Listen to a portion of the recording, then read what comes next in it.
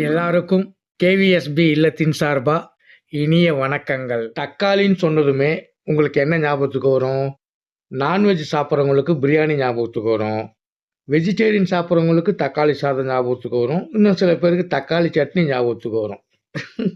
இன்னும் சில பேருக்கு, ஏண்டா உனக்கு வந்தா ரத்தம், எனக்கு வந்தா தக்காளி சட்னியா அப்படிங்கிற காமெடி ஞாபகத்துக்கு வரும். எனக்கு எங்க அம்மா பண்ற தக்காளி தொக்கு தான் ஞாபகத்துக்கு வரும். சாமி இல்லாம படையல் இல்ல, தக்காளி இல்லாம சமையல் இல்ல. இன்னைக்கு தக்காளிக்கு அந்த அளவுக்கு முக்கியத்துவம் இருக்கு. தக்காளிக்கு ஒரு சுவாரஸ்யமான வரலாறு இருக்கு. தக்காளி முதலா தென் அமெரிக்கால இருக்கிற ஆண்டிஸ் மலைத்தொடர்ல தான் வளர ஆரம்பிச்சது.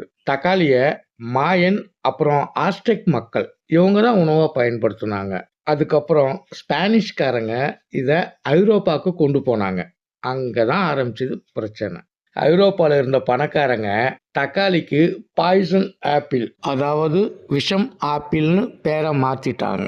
ஏன்னா அதை சாப்பிட்ட பணக்காரங்க எல்லாருமே இறந்துட்டாங்க. இங்க ட்விஸ்ட் என்னன்னா, இத பணக்காரங்க மட்டும் சாப்பிடல, ஏழைங்களும் சாப்பிட்டாங்க. ஆனா ஒரே ஒரு ஏழை கூட இறந்து போகல. அதுக்கப்புறம் அறிவியல் மூலமா அவங்களுக்கு ஒரு உண்மை தெரிஞ்சது. அது என்னன்னா, தக்காளி நைட் ஷேடுன்னு ஒரு விஷ குடும்பத்தை சார்ந்த பழம். ஆனா அந்த பழத்துல விஷம் இல்லை. ஆனாலும் அதை விஷம் இருக்கிற பழம் லிஸ்ட்ல சேர்த்துட்டாங்க.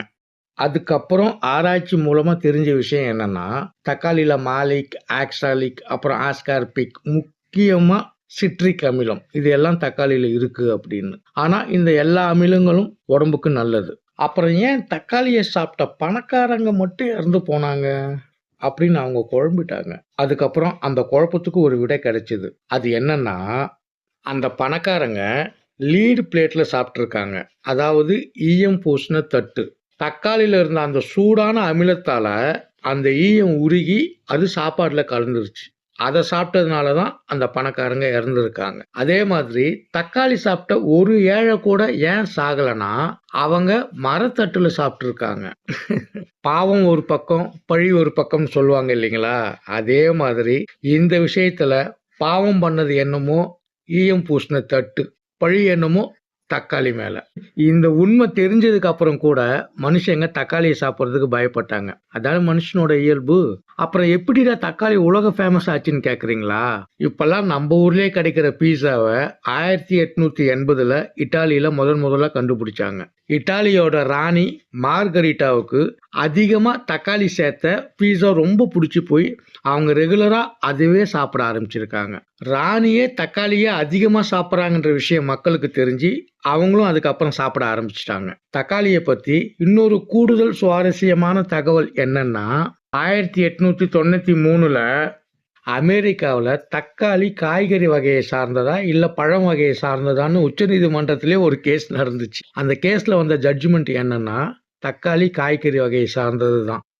ஆனா அந்த ஜட்ஜ்மெண்ட் முழுக்க காய்கறிக்கு விதிக்கப்படுற வரி தக்காளிக்கும் விதிக்கணும்னு சொல்லி கொடுக்கப்பட்ட ஜட்ஜ்மெண்ட். தாவரவியல் படி தக்காளி பழம் வகையை சேர்ந்தது தான். கடைசியா நண்பன் தக்காளியை பத்தி ஒரு நல்ல தகவல் என்னன்னா, தக்காளியில விட்டமின் பி, விட்டமின் சி இருக்கு. இது இதயத்துக்கும் தோலுக்கும் ரொம்ப நல்லது. அதே மாதிரி தக்காளியை பச்சையா சாப்பிட்றத விட சமைச்சு சாப்பிட்டாதான் அதோட முழு சத்தும் நமக்கு கிடைக்கும். இதுக்கு முன்னாடி நீங்க தக்காளியை பார்த்த விதத்துக்கும் இதுக்கப்புறம் நீங்க தக்காளியை பார்க்க போற விதத்துக்கும் வித்தியாசம் இருக்குன்னு நான் நினைக்கிறேன். நீங்க என்ன நினைக்கிறீங்கன்னு கமெண்ட்ல சொல்லுங்க.